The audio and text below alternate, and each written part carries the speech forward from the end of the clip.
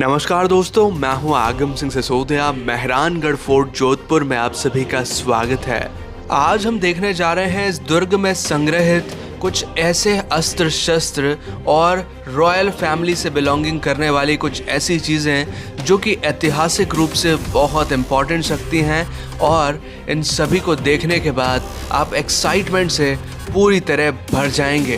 तो सबसे पहले हम स्टार्ट कर रहे हैं आर्मरी से, जहां पर है विभिन्न प्रकार के अस्त्र शस्त्र।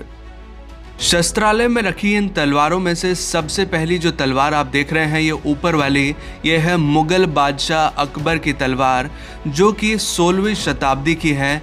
इस तलवार की खास बात ये कि ये मुगल एम्परर अकबर की स्वॉर्ड है। इसके नीचे रखी तलवार इसके बाद की है, 19वीं शताब्दी की।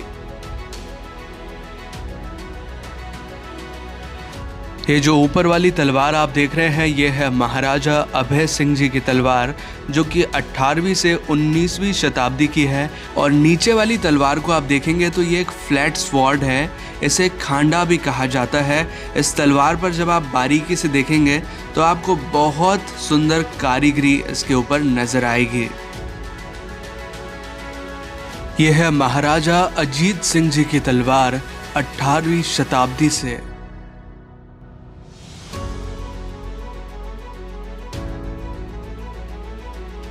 अब आप देख रहे हैं दो अलग अलग तरह की तलवारें, एक तो बिल्कुल प्लेन है और दूसरी जो तलवार है उस पर हंटिंग का सीन बना हुआ है, यानी कि शिकार का सीन बनाया गया है इस तलवार पर। आप बारीकी से देखेंगे तो आपको इसमें कई सारे जानवर नज़र आएंगे। और इस तलवार का जो हैंडल है, यहाँ आप तलवार के हैंडल को जब गौर से देखेंगे तो इसमें कई तरह की कारीगरी करी गई है।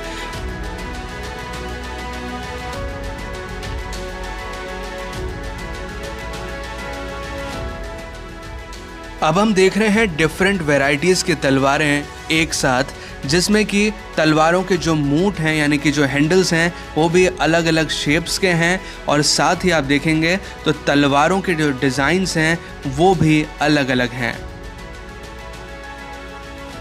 अब हम देख रहे हैं युद्ध के दौरान प्रयोग किया जाने वाला हेलमेट और ढाल।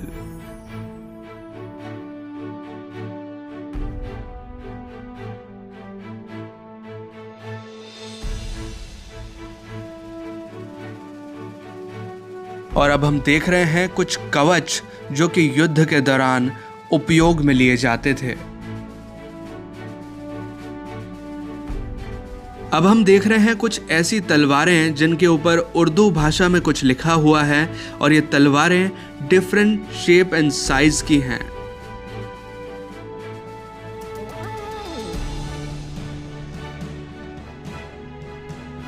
और इन तलवारों के साथ एक बेशकीमती ढाल भी है, जिसके ऊपर हीरे नगीनों के साथ बारीक काम किया गया है।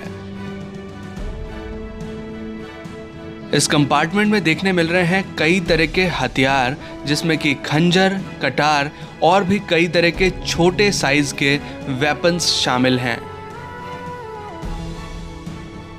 इस स्थान पर है डिफरेंट वैरायटीज के भाले, जिनका शेप एंड साइज अलग अलग है। इस कंपार्टमेंट में है अफगानी छुरा, कुल्हाड़ी, खंजर और भी कई तरह के वेपन्स। यह हैं कई प्रकार की बंदूकें जो कि डिफरेंट साइजेस की हैं। तो चलिए प्रवेश करते हैं हाथी हौदा खाने में।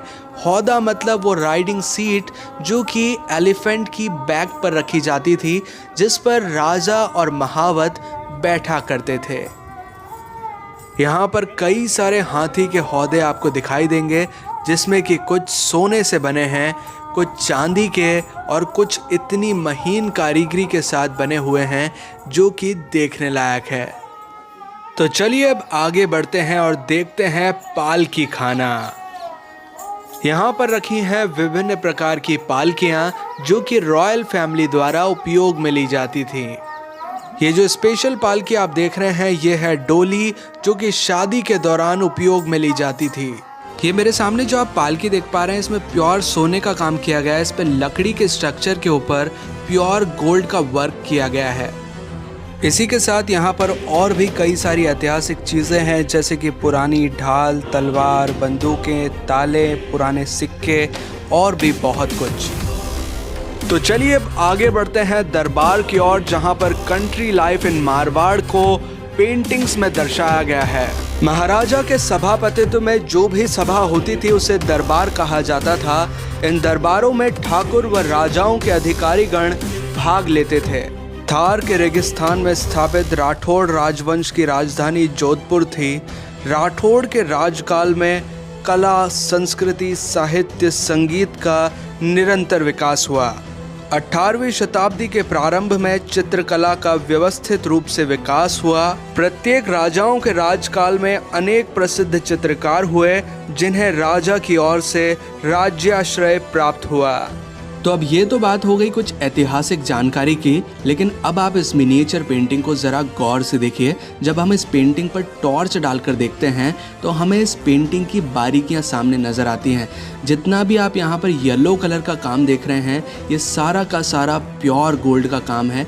यहाँ पर जितने भी कलर यूज़ किए गए हैं सारे के सारे नेचुरल कलर्स हैं।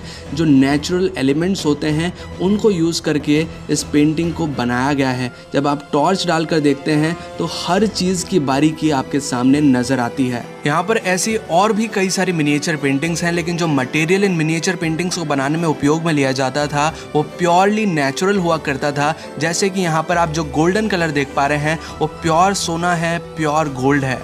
यहाँ पर आगे चलें तो बहुत ही बड़ी बड़ी कढ़ाइयाँ यहाँ पर नज़र आती हैं, जो कि पुराने ज़माने में उपयोग में ली जाती थी। अब हम पहुँच चुके हैं मेहरानगढ़ दुर्ग के ऊपरी भाग में, जहाँ पर तैनात हैं कई सारी तोपें। तोपों के साइज और पैटर्न वेरी करते हैं। कई तोपों की मारक क्षमता तो काफ़ी दूर तक की है।